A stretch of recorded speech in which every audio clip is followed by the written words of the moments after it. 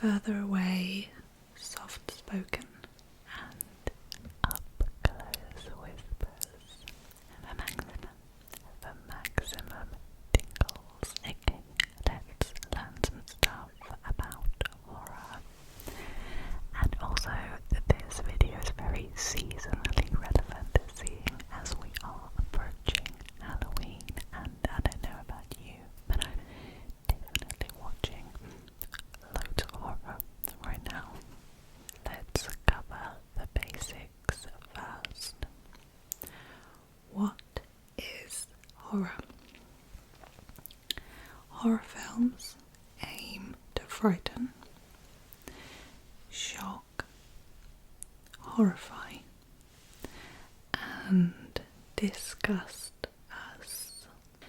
And to do so, they use supernatural, abnormal, gore, darkness, the unknown, and mutation to do so.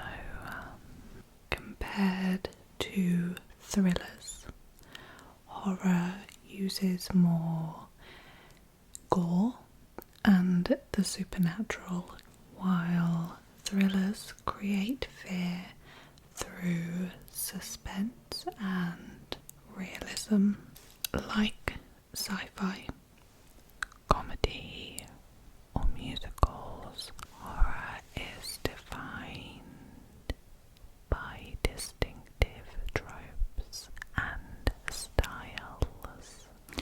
But despite the popularity of the horror genre, it has long been considered a low-status movie genre in cinematic circles.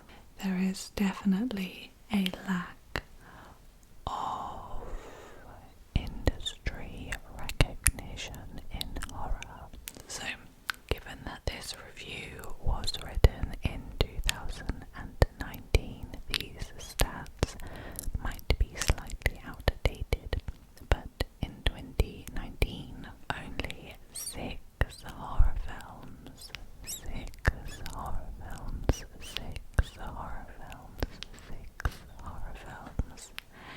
had been nominated for Best Picture at the Oscars, and out of those there had only been one winner, which was Silence of the Lambs.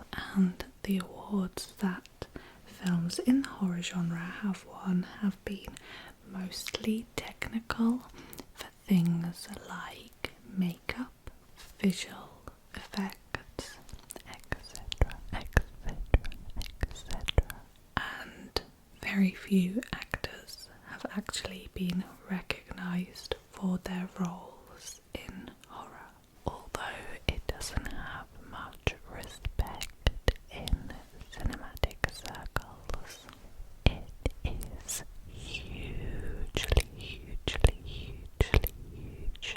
profitable. So the film It in 2017 made over $700 million in the global box office.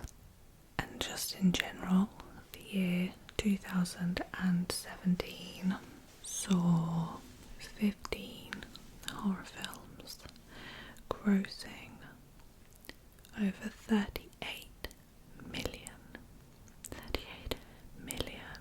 9 of them crossing the $100 million mark.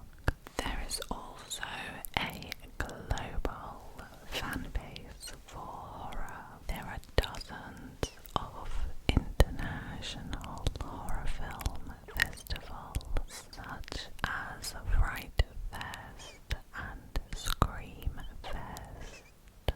There is also dedicated horror media, which includes magazines such as Rue Morgue and Scream,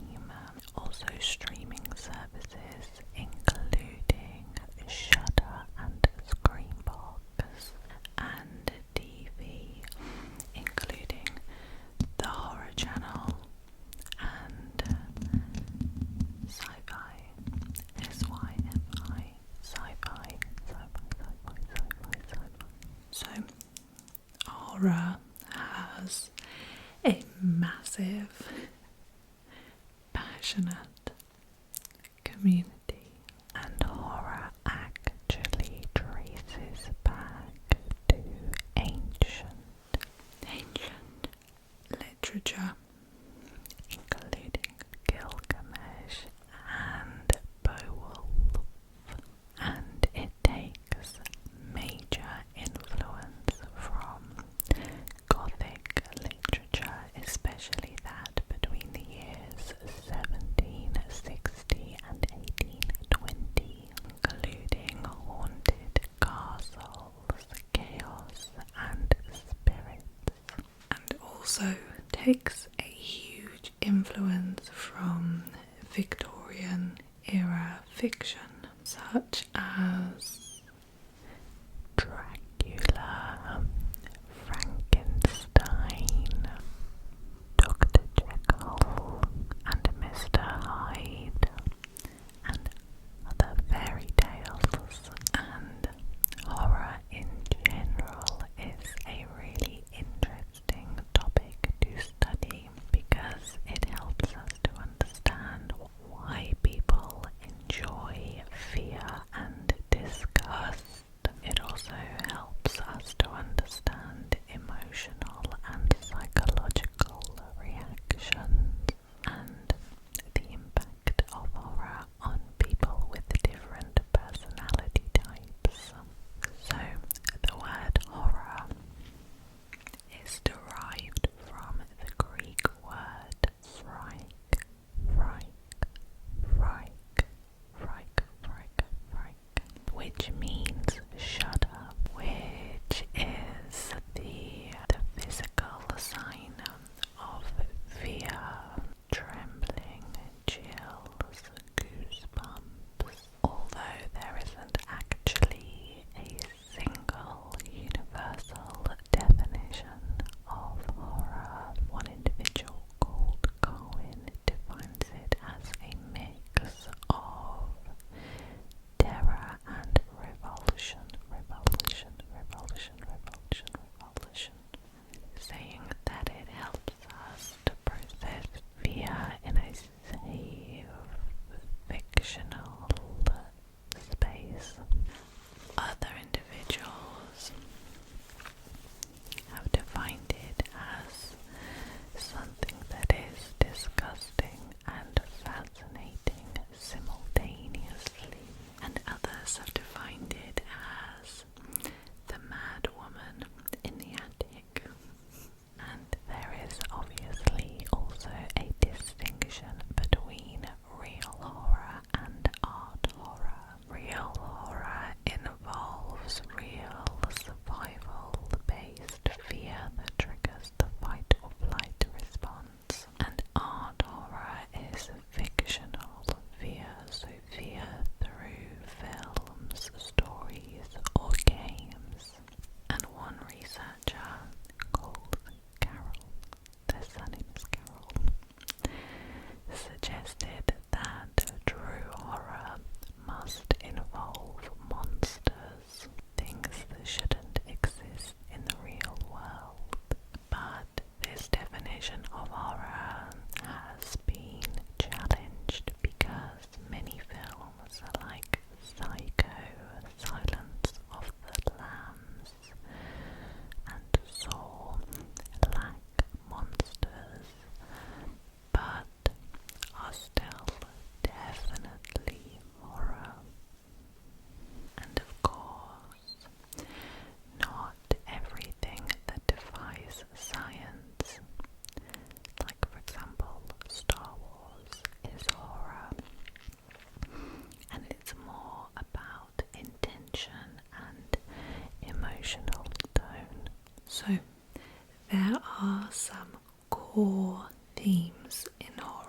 Horror always features a force of evil, whether that is human, supernatural, or natural. Even some animals and insects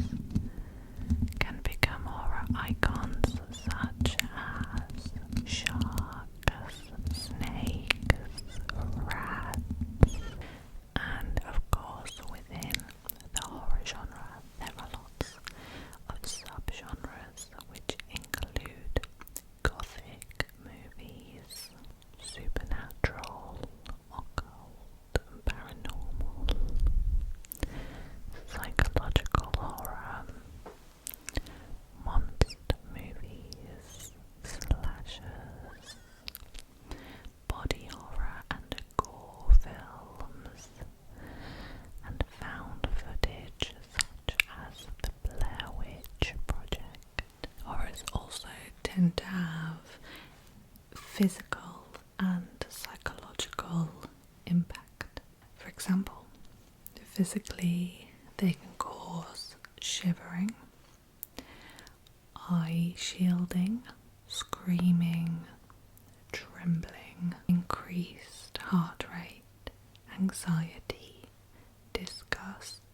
Some studies have shown that suspenseful films with resolved endings were more appreciated by people. And other studies, such as Cantor in 2004, found that 75% of students reported having increased anxiety after watching a horror film, and 46% had some kind of sleep disturbance after watching a horror film. So research in general has found that reactions to horror tend to be consistent across people, including fear, anxiety and disgust, but there is not much research on why we keep coming back for more. Before we get into that, I just want to take a moment to talk about horror also as a sound-based medium, because horror isn't just about visuals, and sound plays a really central part in building that suspense, such as creaking doors and sudden bangs, whispers and screams, and eerie silences too. Some have even argued that horror is primarily a sound-based medium. Some people also argue that jump scares are caused more by sound than visuals. For example, if there is a loud sound after silence, that would cause a jump scare, which is one of the most effective tools in a good horror. There are two types of sounds in horror: those that are diegetic, which are sounds that characters can hear, such as creaking doors, bangs and footsteps. But there are also non-diegetic sounds which the characters cannot hear but the viewer can hear, which are more background music and sound effects.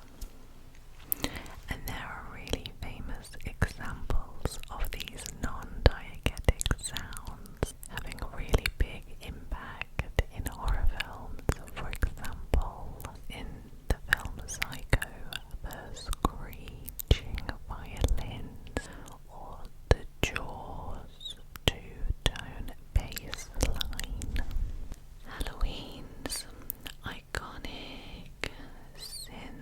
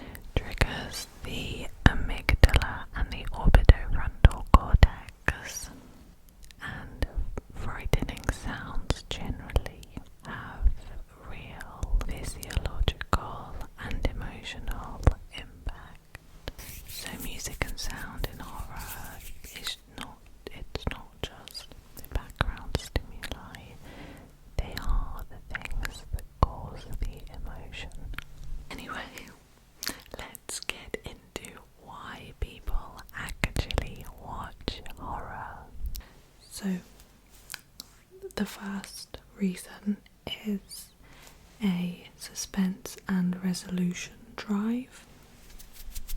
The scientists think drives people to watch horror.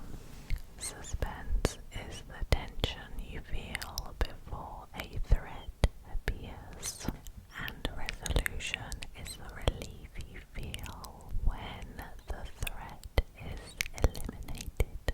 There is one theory called Silman's excitation transfer theory, which is that fear builds suspense, and if resolved, we get a euphoric release. So more fear equals more potential joy if there is a happy ending.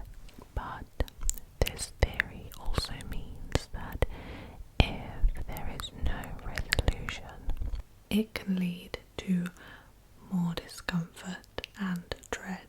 It is also thought that empathy affects horror enjoyment. So high empathy people are thought to feel more distress during horror, even if it ends well.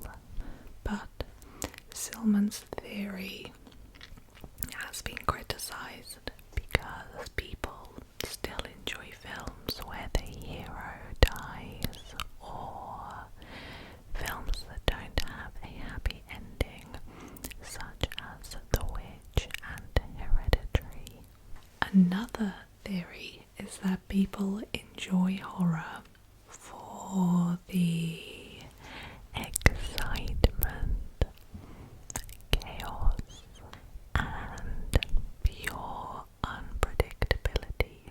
This is part of the uses and gratifications theory, which is that we watch horror to meet specific psychological needs like stimulation or curiosity. Some people might just be more wired to seek thrills than others, even if they don't always find horror satisfying. Other theories are that there are personality traits linked with liking horror. For example, people that like horror more have been found to be more sensation-seeking, also happen to be more verbally aggressive, on average, not everybody, and to be more argumentative. But these results are inconsistent. There has not been a single personality trait that has been linked to a guarantee of liking horror. Also, another theory is just that horror causes a lot of emotional arousal, which is its own reward. We might watch horror just to feel the feeling of being thrilled. It's just high emotional arousal. So that feeling of high emotional arousal where your heart races and you feel tense, it can be pleasurable on its own. One sign of high emotional arousal is high skin conductance, which also means sweating. Just sweating. ASMR causes high skin conductance, but in this study they found that the more skin conductance there was, so the higher the sweat response, the more enjoyment people reported. They showed participants a clip of Nightmare on Elm Street and found that it triggered both physical and emotional arousal. There is still a debate around which comes first, the physical response to horror or our mental interpretation. So, is horror scary because our body reacts, or do we react because we feel scared by the story? So, because horror is distressing by nature, why do we enjoy it? Research shows that unless you report liking horror, you won't enjoy graphic violence on screen, which makes sense, I guess. Even people who seek out violent media don't always enjoy what they watch. Yep, I mean, as a horror viewer myself, I don't enjoy watching violence. Anyway, let's talk more about the personality traits that are correlated with a liking of horror. Traits linked to horror enjoyment are sensation seeking, empathy or lack of it, theory of mind, need for effect, dark tetrad traits such as psychopathy, age and sex. Let's start with the key trait, which is sensation seeking, which is the desire for novel, intense or risky experiences. This tends to peak in teenagers and declines with age. High sensation seekers tend to enjoy intense stimulation, even negative stimulation like fear, and high sensation seekers often interpret horror as exciting rather than scary. So there is a very strong correlation between sensation seeking and horror enjoyment, although this correlation is not always consistent. There are 4 factors of sensation seeking: thrill and adventure seeking, experience seeking, disinhibition, which is linked most strongly to horror enjoyment, and boredom, susceptibility.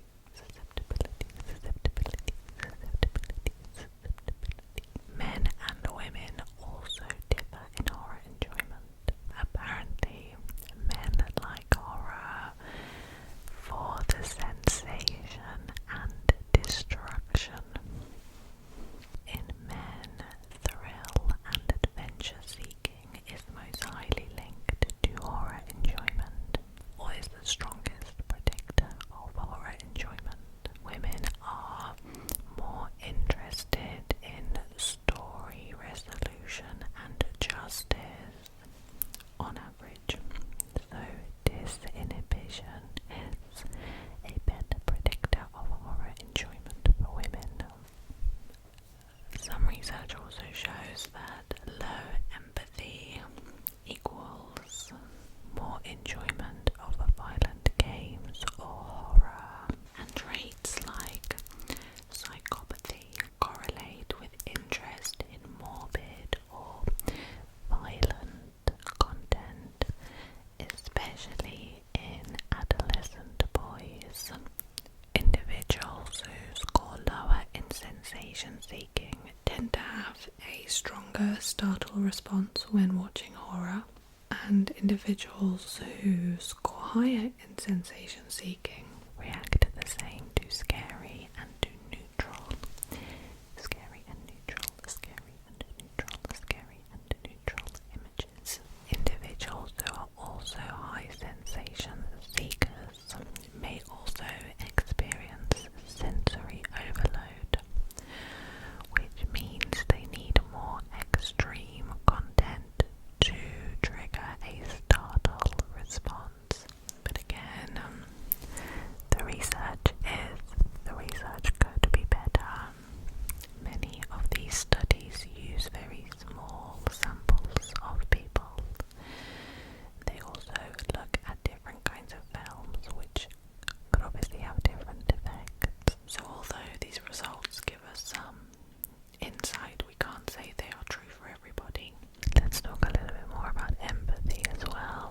There are two parts of empathy.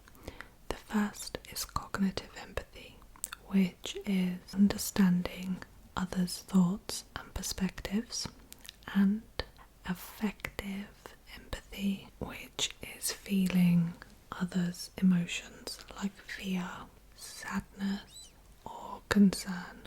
Individuals who have high empathy tend to experience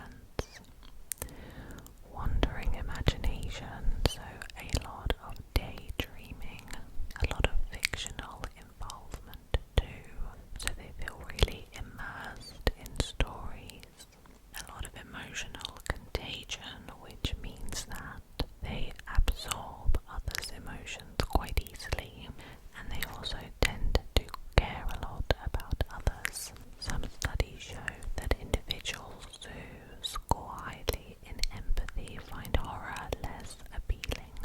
High empathy viewers were more emotionally involved with the characters in a horror and more affected, and they usually were turned off the genre for the violence alone.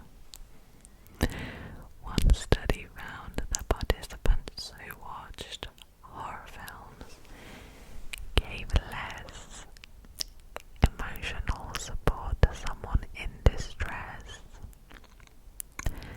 than individuals who watched a comedy. Individuals who are high in empathy were more likely to offer support, but watching a horror seemed to suppress this empathy. There is something called Johnston's typology, which are that there are different types of horror viewers. 3 different types.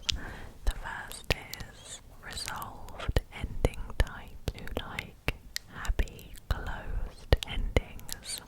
The second are thrill watchers, who enjoy fear and empathize with the characters. And the third are gore watchers, who are drawn to violence, destruction, and chaos. I would consider myself a thrill watcher. I just like the fear whilst watching a horror film, and I definitely do empathize with the characters. So, thrill watchers tend to have high empathy and adventure seeking.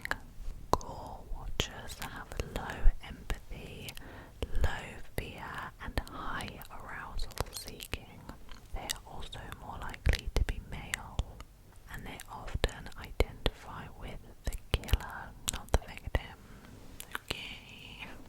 One study found that traditional horror endings where the villain dies are more enjoyable for thrill seekers, are more entertaining for thrill and gore watchers, but endings where the villain lives are less scary and more predictable for high thrill watchers. Okay, this is interesting. Individuals who had high empathetic concern and personal distress, so they enjoyed horror less.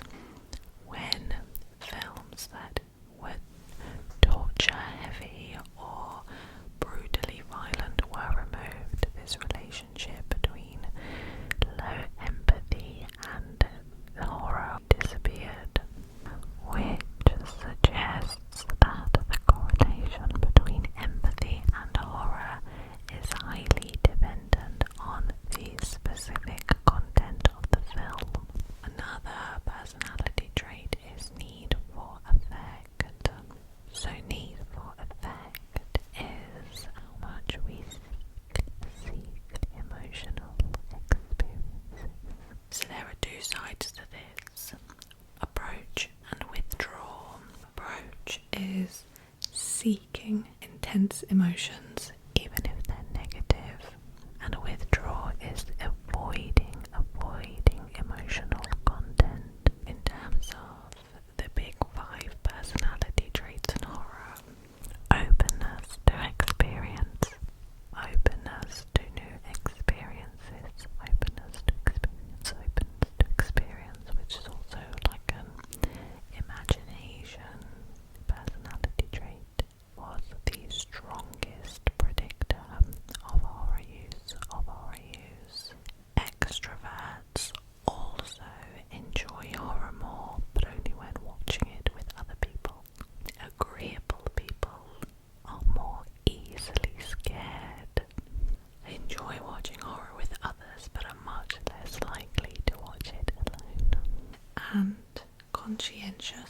and emotionally stable people are less scared by horror. And let's also quickly go over the sex differences. So, sex is the most consistent predictor in enjoyment of horror films. Men and boys enjoy horror more than women and girls. They also use horror media more often. They're also less scared by it, usually, and they prefer more intense and graphic horror. And women and girls are more likely to report fear, disgust, and negative emotions. A really early study by Zillman and colleagues in 1986 revealed that men enjoyed horror more, especially when there were female companions about and those female companions appeared distressed, and women preferred horror more when the male companion was attractive or confident. Okay, not sure on that. Not sure I agree on that personally, but that was back in the 80s, so there were many places where women couldn't even get a mortgage without a man. Other researchers also found that men prefer more explicit gore and violence in horror, but the author suggests that this may be due more to socialization, where boys are taught to suppress fear, where women may be more permitted to express fear or disgust. Something that is a bit of a gross finding is that men enjoy horror more when female characters are the victims. Yuck. And women react more strongly to female victimization in these kind of films. There is also some research that shows that watching horror as a child causes long-lasting fear, and earlier exposure to horror is linked to more sleep disturbances in children. There are also some links between horror films and mental health.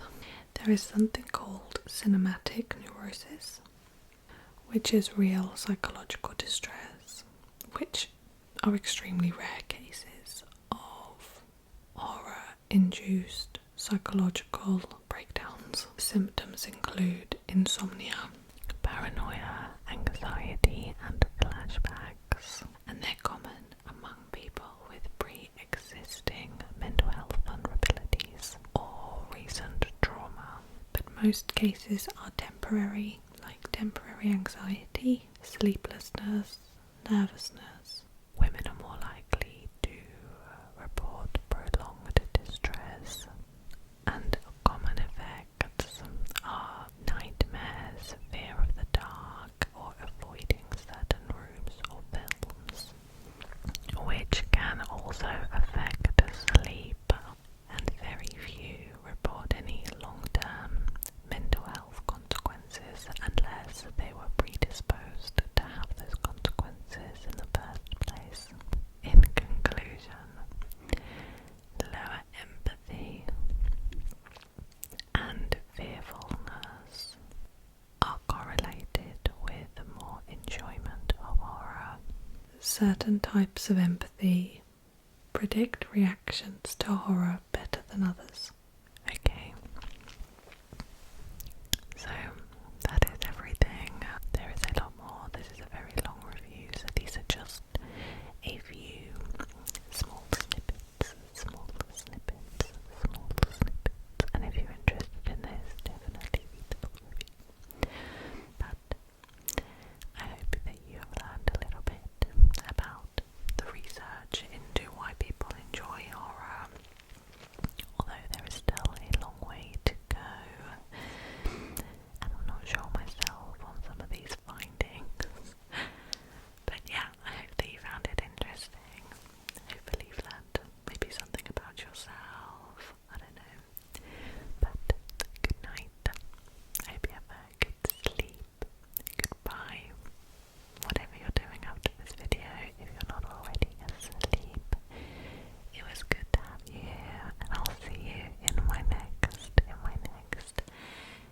my neck.